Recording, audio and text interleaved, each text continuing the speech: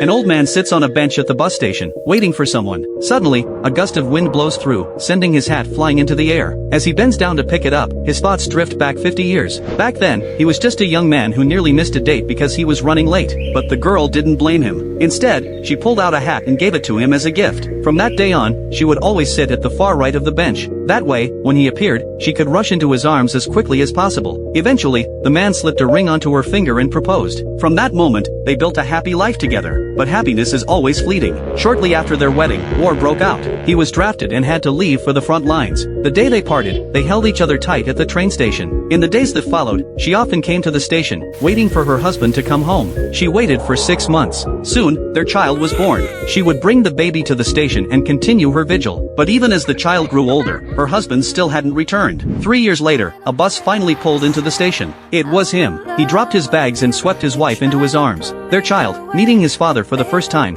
excitedly placed the hat on his head. The family was finally reunited. But now, as the old man recalls these memories, he can't find joy in them. 5 years later, his wife had fallen gravely ill. He held her hand as they came to the station, waiting for that final bus. They looked into each other's eyes and smiled one last time. Then she boarded alone. The man's figure merges with his elderly self. When he returns to reality, he notices his watch has stopped ticking. He touches his head in confusion, only to find his hat floating above him. No matter how hard he tries to push it down, it won't budge. Only when he removes the hat does he understand. He has already passed away. Everything he just saw was merely his final memories before death. Just then, a bus slowly pulls up. His wife has come for him. They embrace once more, just like they did all those decades ago.